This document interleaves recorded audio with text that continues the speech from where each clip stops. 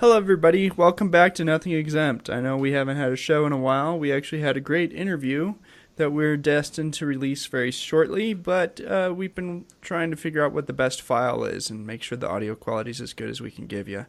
Currently, the only one that we can put together is kind of bad quality, and we're hoping that there's a backup someplace. But until that happens, today we are going to give you a little preview of New Year's 2018. What do we do on the actual date of New Year's, and what does it actually mean to celebrate it? So why don't we start off with Nick?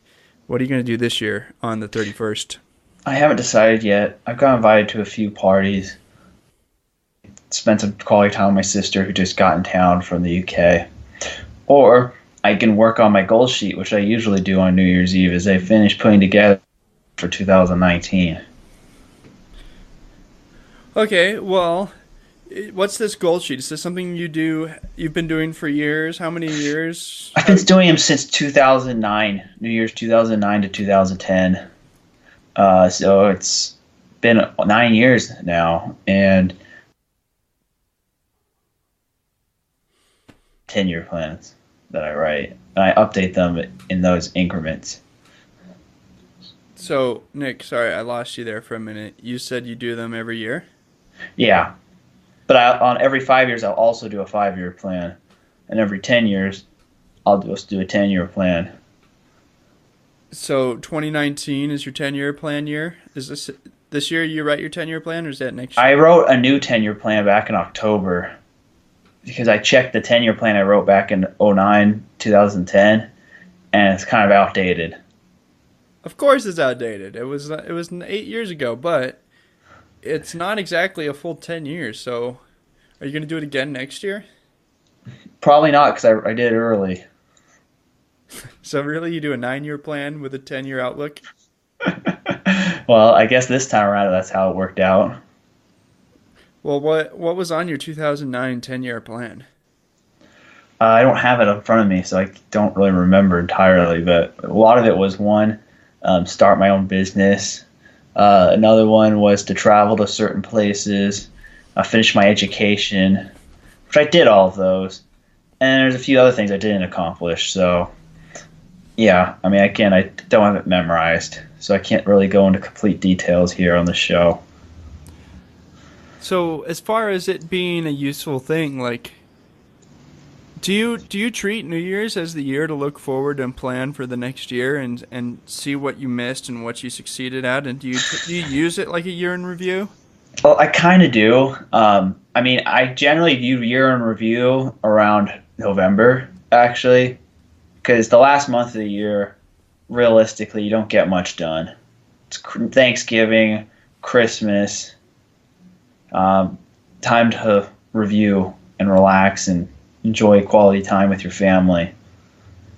Like, I just, for some reason, like, except this year I was a little bit more active in December generally because of the market volatility. So I was really busy work-wise, but usually December is kind of a time of relaxation and reflection. So I kind of generally do the year in review around Black Friday. Well, personally, I love looking at things that I did in the year, especially workouts. These last 3 years, I've been really meticulous about writing down every workout and comparing what are my goals next year to the year before. As far as like other types of goals, I haven't been using New Year's in the same way you have to write them out. But I'm intrigued by that idea, and I think that's a good idea, and maybe I should try it this year. Maybe I should sit down with my wife in the next 3 days and write some out for the next year. Yeah, especially if you have no social obligations. That's definitely what you should be doing. I when it comes to it, even though I maybe check it like every quarter what I wrote, but the fact that I wrote it down and took the time to think about it, it grains it kind of in the back of my mind, and it kind of influences the way I make decisions throughout the year and how I plan every week by week throughout the year. So as far as your goals for the podcast, is one of them to find a place that doesn't have airplanes flying over it to record? Well, my office and my my house both are in the path of airplanes, unfortunately. So is the answer to that no? We're going to have airplanes in the podcast for 2019? At least probably for the first quarter of 2019. I might start doing all of them from my office and see if that makes a difference. Planes only take off and land from like 7 a.m. to 11 p.m. Yeah, those are the times I'm awake. Yeah. Well, we could do a podcast at 6 a.m., I guess, and it'd be plane free, guaranteed. Yeah, I mean, the listeners, if you really feel strongly about the planes, please contact us at nothingexempt@gmail.com. Yes, guys, please do write angry letters to Nick addressing him and saying, hey, man, stop putting the airplane sound effects into your podcast every week. Yeah, it's a deliberate ploy. So, yeah, so Brian, what do you do normally on New Year's? There's no normally for me. I've had a different set of New Year's every year for 30 years. Like, there's never been a tradition in my family. I've done a lot of different things, and for like the last 10 years, it's been watch the ball drop on the East Coast and go to sleep. Or like, well, there's plenty. I mean, I haven't done that every. I kind of just contradict myself. I really haven't done that every year. It's been a different place. I think the ball drop is absolutely pointless. It is completely pointless. I would love to talk about that in a second, but let me just say that I haven't even stayed up to midnight for a while for New Year's. Yeah. And I care less and less as time goes on about actually going to a party or doing something. I think the last time I went to a New Year's Eve party was in college before I was married, which at this point was at least 6 years ago. Probably more like 7 years ago since I went to a party.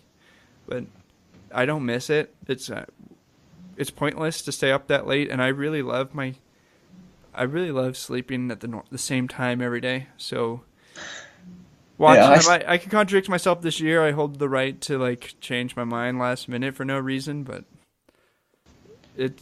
I have no interest in the Times Square experience and actually going there. My little sister's been there. She said that it's very common for people to wear diapers because there's no place to go to the bathroom. Wow. Yeah, I mean, there's tens of thousands of people, maybe 100,000 or more people, and it's midnight, and all the stores and everything is closed, and there's no place to go to the restroom for tens of thousands of people. And so you're freezing your butt off in the cold, and you live for like this like 3-minute long experience that you probably don't get to enjoy so much if you're not like in the very center or something. And or you just get invited to like a VIP party. Well, that's something that the crowd's not experiencing. But yeah, I imagine that sounds fun to be in a skyscraper overlooking Times Square during that event. I mean, I personally have no desire to go to New York in that time of the year because it's cold and sitting outside watching the ball drop. I mean, it would make more fun if they let the ball drop at the speed of gravity and had it shatter every year. That would be cool. Or if they filled it with fireworks or candy or something, and you're like, I mean, hopefully not both, but you had some kind of a huge experience from it touching the bottom, not just like ding. Like yeah, just they move it down slowly. It's like, come on, just like the stroke of midnight, just have it like it just drop. And I don't know. Which you know, on a topic all on its own, the Macy Day Parade and the Times Square thing, both of those sound like no fun to go to. Well, you stay in a hotel that's on the path and you watch it go by. That'd actually be pretty nice for the Macy's Day Parade. Even in the nicest experience, how fun is it really to just see some blown up animals fly by you? Well, there's stuff on the ground too. New York really goes all out with its parades. I've been to a few Columbus Day parades there. I don't even know that Columbus Day was a thing. Like, how do they have a Columbus Day parade? It's a big thing in the East Coast. It's like the Italian version of St. Patrick's Day. Why are the Italians involved? Because Christopher Columbus is ethnically Italian, and they wanted a day They want to claim Columbus, even though Columbus was sent by the Spanish? Yeah. I don't think that's very fair. I don't care what nationality he was. He was bankrolled by the Spanish. He served the Spanish crown. But the thing is that like the Italians wanted St. Patrick's Day, but they wanted it in a way that was kind of more assimilated to the general American culture that wasn't obviously Italian, but like in a subtle dog whistle-y type of way Italian. And that's how they came up with Columbus Day. Wow. This really is nothing exempt. I did not see this conversation going that way. Yeah, and they have big Columbus Day parades in San Francisco and New York and Boston. Not really Boston, Chicago, and other places with historically large Italian populations. Okay, so what about the Parade of Roses? Will you watch it in the morning? I haven't watched the Parade of Roses, the full Parade of Roses, in 15 years. I've watched many clips of it once in a while. I used to watch the Rose Bowl every year, but I don't even do that anymore. I'm guaranteed to have that up on my TV for at least 10 minutes on the first. There's no way I'm watching the whole thing. That would be ridiculous, but probably it'll be on the TV for a minimum of 10 minutes. Yeah, I mean, it'd be fun to go to that once if I didn't have to get up so early for it. Oh, I went to it once. It was a huge experience. Once again, no place to go to the bathroom. Starbucks was charging $5 a ticket to use the bathroom, which was kind of genius. And we went the night before, stayed all night. There was like this red line where you weren't allowed to go in front of because that's where it was like, that's the debarkation line of people. You have to stay behind the red line. And so we were right up, first in line up against that red line. And as dawn approached, all of these people who didn't speak English of different nationalities came in and just walked right in front of it, and the cops were telling them to get behind the line, and they just stood there, stared them in the face, and didn't move. The cops just gave up and walked away. So everybody in my party couldn't see the Rose Parade, but I'm tall. I'm 6'6", so I could. I was the only one that really got to see the Rose Parade. So basically, it's not worth going to the Rose Parade for people shorter than 6'5". Oh, I wouldn't say that. There's people who go every year. I just think there's other ways to. There's got to be a locals way of doing it.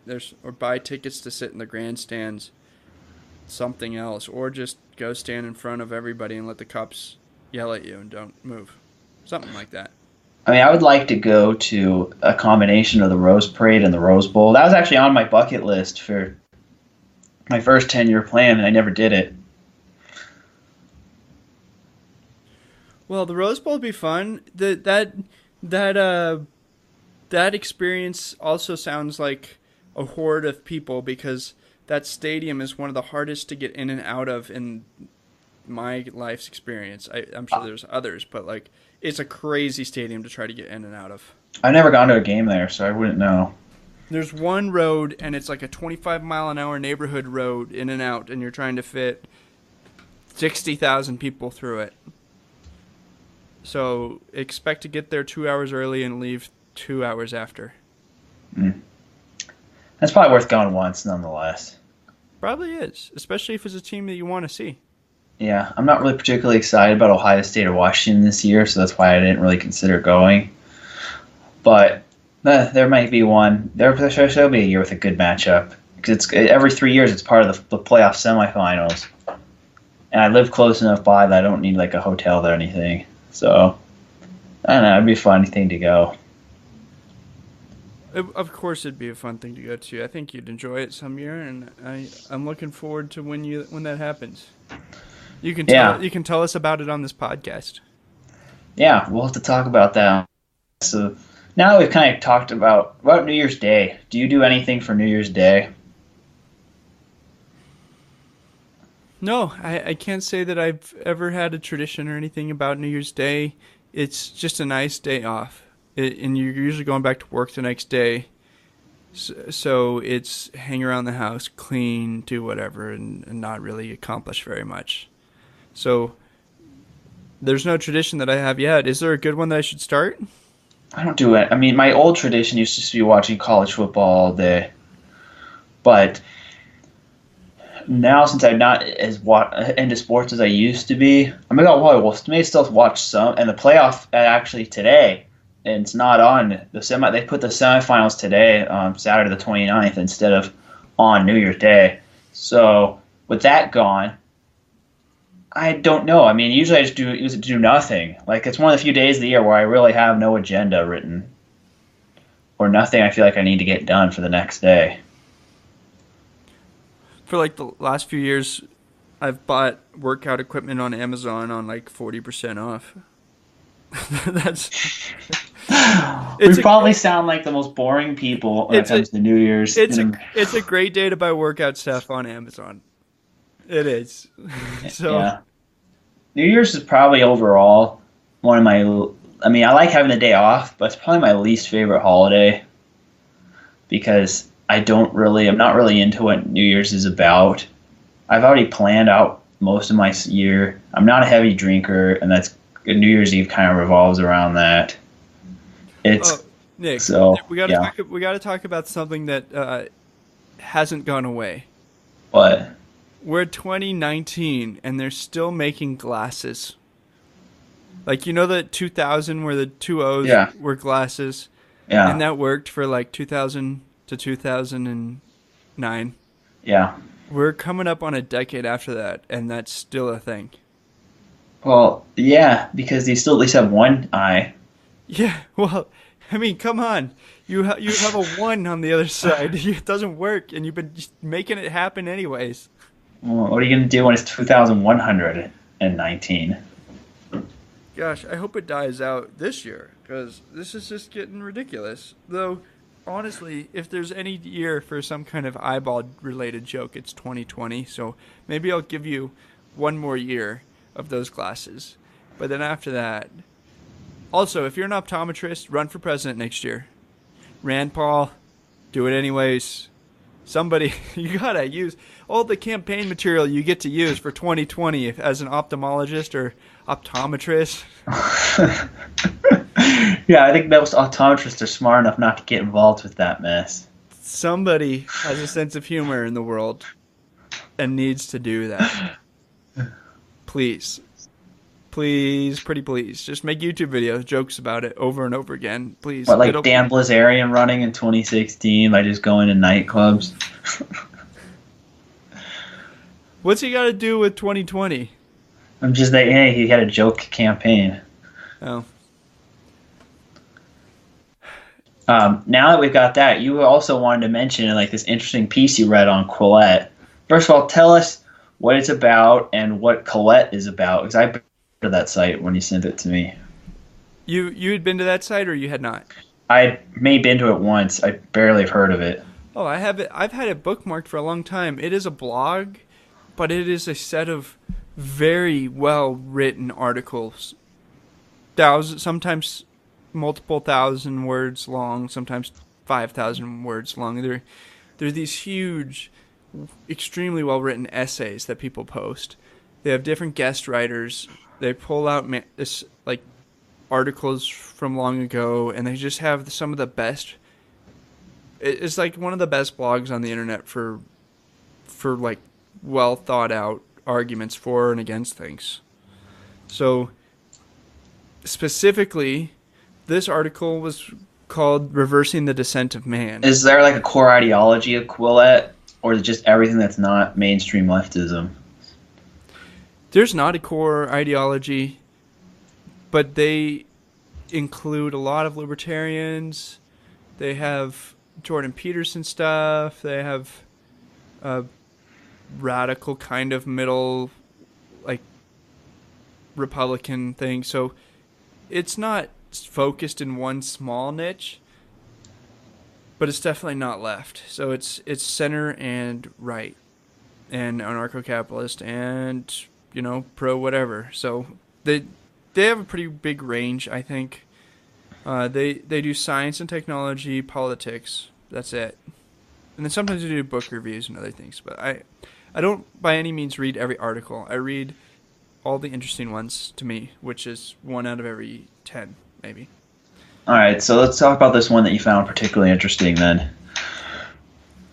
It was called the Reversing the Descent of Man, and it was about how gender roles are a necessary good for men, like they have a responsibility to live up to, and how that helps motivate men to work hard to fill these gender roles. Like, it's talking about how it's a good thing that there's a patriarchy, that there's a head of the household role for a man to live up to, and there's something for him to work towards. And if that is not a position in society anymore, then you get these men with no purpose to provide for anybody, to work hard for a job, to try to get a career. They're just, why bother?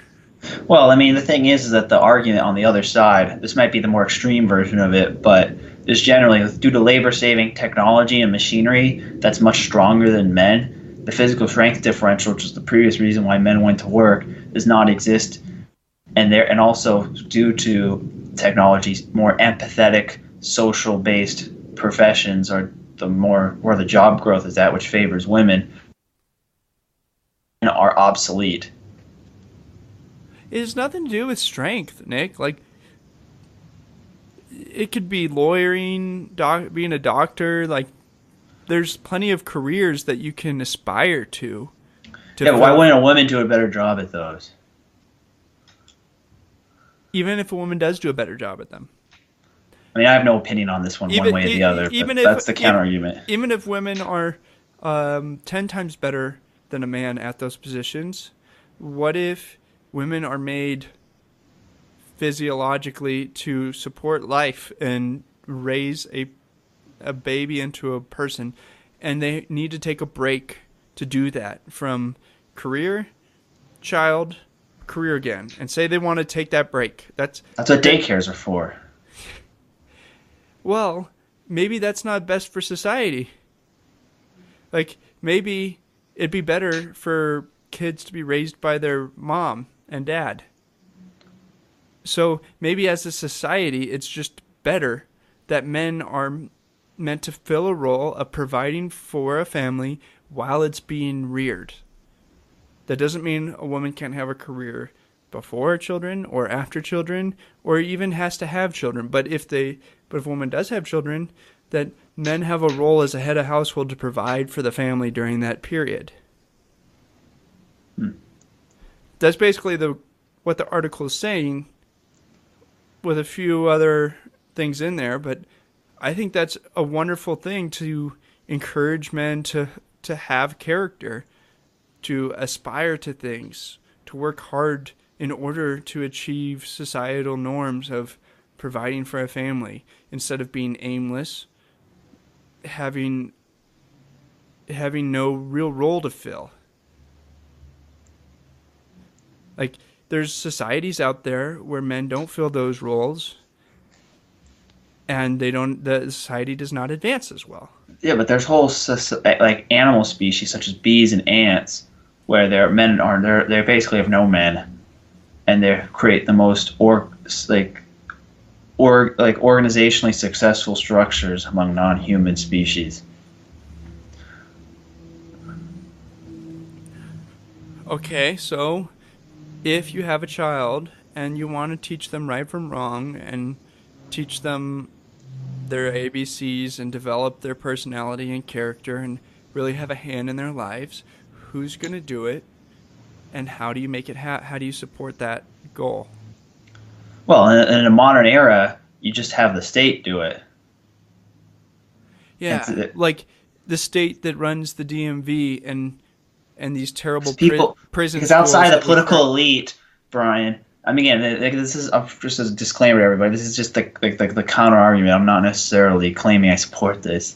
In the modern world, most people, their only purpose is to consume and be mindless workers for the elites, who are the only ones who actually need to know anything and need to know what's right and wrong, because they know better, because they're smarter and wealthier than you. Your job is to get some pointless job, shop at Walmart, get a bunch of debt, and die. Yeah, die early before you take Social Security. And have enough distractions that you don't question your pointlessness of your life. Yeah, well, those people aren't going to advance society. It's not going to make the world better. Well, it makes it better for the people who have power.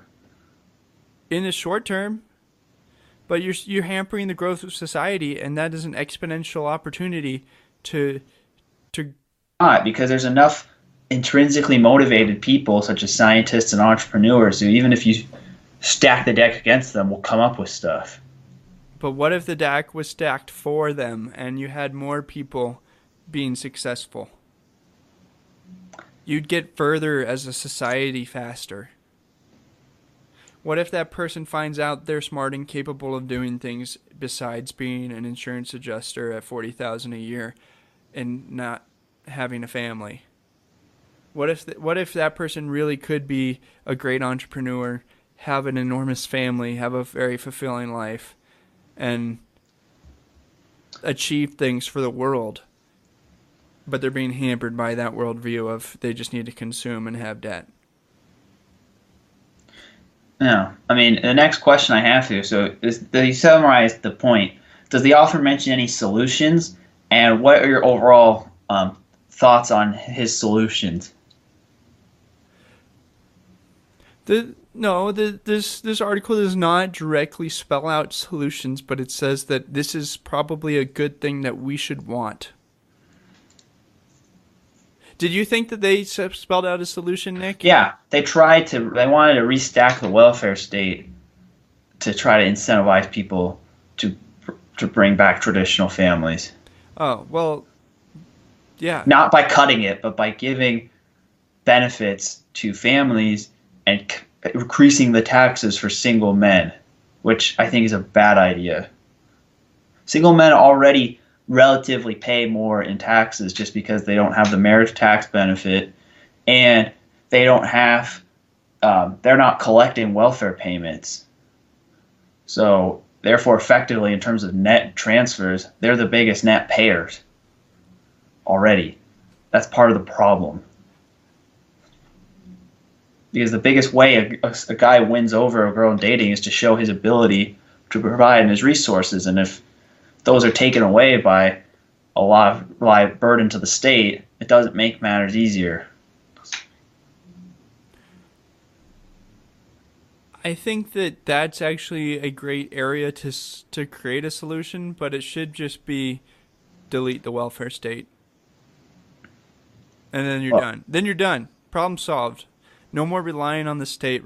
Start relying on men, and have men that are aiming to fill those gaps.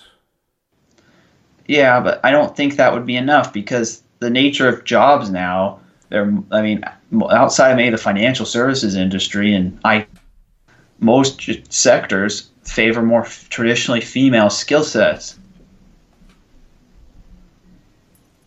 such as people skills, and like the biggest growth places are like caring for children and the elderly, like jobs involving that, medicine and healthcare, and sales, which are all like soft skill professions. And the stuff that's being lost is like manufacturing, energy, a lot of like traditional Wall Street finance jobs, which are going the way of automation, accounting, which is going the way of automation, and those are all more traditionally manufacturing, which is going the way of automation. Those are all traditionally male jobs. So how do you factor that in? That the nature of the workforce is becoming more inherently female. Well, there's also this part of the workforce that's completely not working. So let's not talk about the jobs being created. We're talking about the people not doing anything. You take away the welfare state, and the people on the side of society that are depending on it will need to find another solution, and these men that aren't doing anything are part of that solution. But they don't really get welfare checks anyway. They're mainly living off their parents. No, it's not about them getting welfare checks. It's about the fact that the people who lose the welfare checks will be looking for someone to help them out. They'll just vote for welfare again. Well, maybe we can't ever get rid of welfare in the first place, so this is all theoretical in the first place. But if we could get rid of welfare, and these men aren't doing anything, and there's women out there that would now be on the lookout for a man who could provide, who are otherwise not interested in a man who could provide because they had the state. Now they're shopping for one. And the women who are on welfare are not the types of women that a lot of these guys would want to marry. not to, like they're usually often single mothers or from disadvantaged background or something that put them in that situation in the first place. That is, I mean, there's a match for always for somebody, but they're not necessarily the top tier catches on the dating market. Well, I won't judge any individual for that, but on the same group level, the men that aren't working aren't exactly catches either. A good point. So, I mean, there's more value to a person than whether or not they work, and there's value to you even if you aren't in a great situation in life, however you got there.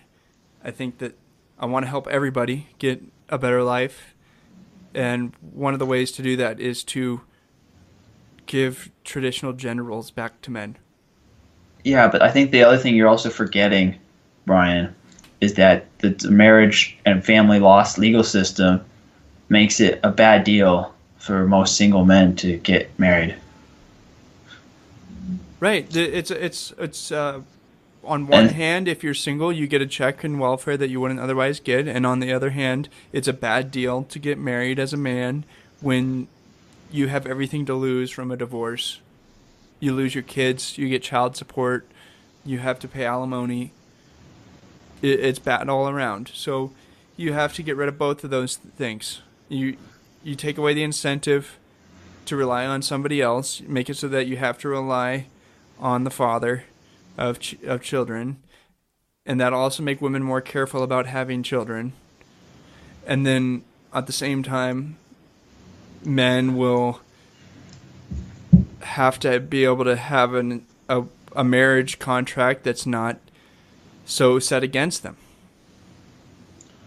yeah, I mean, I would say that you need to fix that first, just family law. And the other thing is what you could do is even without getting rid of welfare, just change the welfare incentives that it's based on households per adult member living in the household and not per number of kids.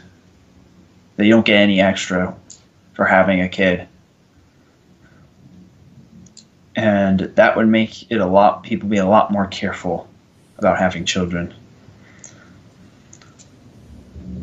Yeah, I mean, children are a blessing, and sometimes they're an unexpected blessing, and people will have to deal with that when it happens. Like, even married families who are middle class have kids on accident, and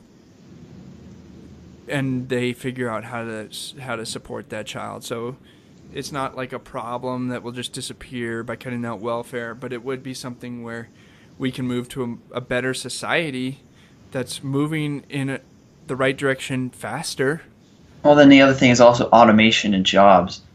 If there are less jobs out there on the aggregate due to the advancement of technology, what are people simply, either men or women, who don't have a place in the new economy going to do? Even if everything we needed in life was completely paid for. Like in farming, we used to all have to farm, and now only 1% of us farm. Yeah. And yet we figured out a bunch of other things to do with our time. There's coding, there's art, there's music, there's Well, you I could build disagree with you on that. There's you could build hand build parks. You're like, this park was built with a shovel. Yeah, you could just come up with make work stuff and start selling things, because if everybody's better off, if the world really did become a place where things get so cheap because of labor that they're virtually free and nobody has to work anymore, they'll still work to do Ryan, to I do disagree. things. The labor participation has been consistently declining, whether it's because of retirees or more people being on welfare. There's a number of causes for it, but the labor participation rate back when everybody's on a farm was nearly 100%. Now it's barely over 50% in the United States, and has been consistently declining as the economy has gotten more complex and prosperous. So there are ways to do for everybody. Based on participation rates, it's telling a different story. Oh, on that level, I actually agree with you that the rate will continue to go down.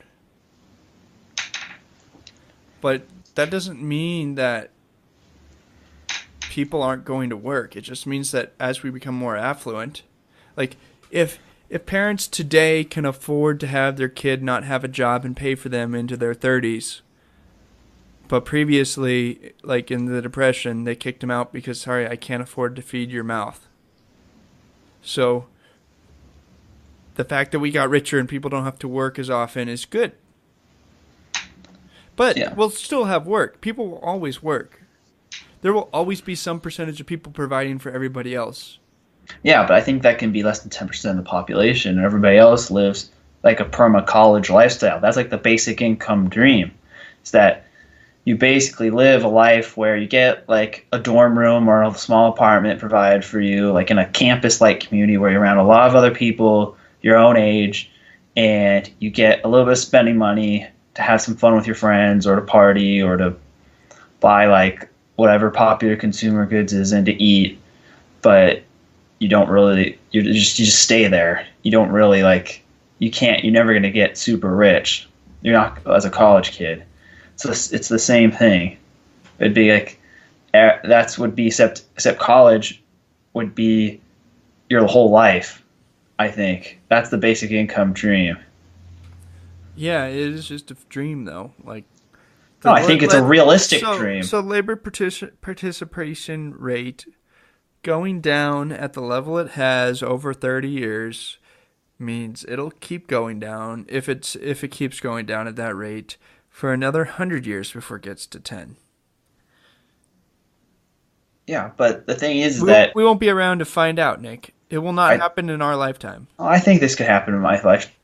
I think that I'm probably gonna have children at an older age than you, and there's a good chance that my future children will not have jobs, and it's a more likely than not chance that my future grandchildren will never work in their entire lives. Whether it's because I'm well that I could support them, or that they're going to be on basic income their whole lives. I think it's a very high probability that your grandchildren will never. Well, Nick, there's 7 billion people on this earth.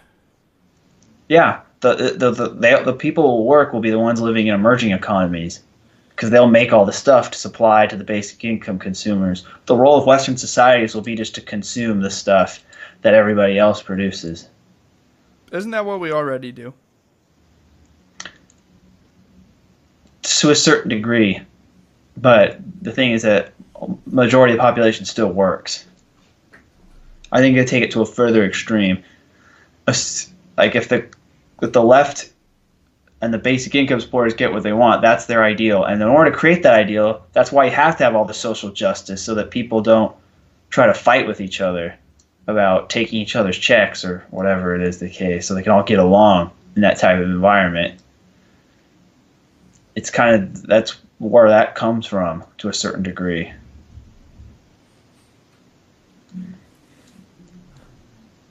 Okay, guys, you're listening to this, and it's almost New Year's, so I know that you're not doing anything at some point in the next few days, and you have a moment to reach out to us and tell us what you think of that. Do you think that we'll all be working in 100 years in America? Do you think that it'll be 10%, or do you think that it'll be like 40? Give me your projection. Also, besides that, tell us what you're going to do for New Year's Eve and New Year's Day and what kind of traditions you have. Maybe you have a good one that I would love to implement in my life. And there's 2 places we like to hear feedback. One is at our subreddit, which is r nothingexempt, and the other place is at Twitter, at nothingexempt. We're looking forward to 2019. Nick, what plans do you have for the podcast for 2019? I try to bring out more quality guests, starting with the interview that's in post-production right now. And on top of that, I also continue to improve the sound quality. I've got a lot of new equipment on my side. Hopefully it's noticeably different. And as your voice goes out because your internet connection sucks. Oh, it's still doing that? It's been doing that throughout this interview. It's probably bothered most people. But is that like a Wi-Fi thing, or is that a service provider thing? I have no idea. because I bought a really nice wireless card for my new computer and a really powerful new computer, so it's not on like my end. Well, it could be the actual router, physical device in your house, or it could be the network provider because everybody is watching Netflix right now. Yeah, that could be it. The thing is, otherwise, we're going to continue to make this a great show of new ideas and intellectual honesty and openness. We try to bring on views of all points, and I try to entertain all sides. People who get offended probably by this show are not probably our target audience, but that's what the thing is. We're going to keep doing those type of things, and yeah, that's my plans for the show. What are your plans for the show? Well, this year we had tens of thousands of people, and next year I would like to see over 100,000 people download the show, unique people. As far as the type of people, I'd love to see actual interaction on our Reddit. We're going to keep pushing it till it happens regularly without us. And we want to meet more of you, have events where, like, I'm in Denver. I would love to have an event for listeners, and Nick is in Orange County, and he would too. And if you have interesting people, I'm doing this show as much for talking to interesting people as anything else, and having conversations I couldn't have in any other format. So what would be interesting to you is probably also interesting to Nick and I. So please do pass along the leads you have, topics you have. We are nothing exempt. There's nothing we can't talk about. The main point of it is it needs to be interesting. So that wraps up the show for the day. I really appreciate you sticking around with us. Thank you for everything. Merry Christmas. Happy New Year. I know it's after Christmas, but hey, maybe you celebrate the Three Kings on the 6th. There's probably at least some of you. I got invited to an epiphany party from a friend of mine, so maybe I will this year. Yeah, well, we'll have to ask you about that after you go, and I can find out what that's like.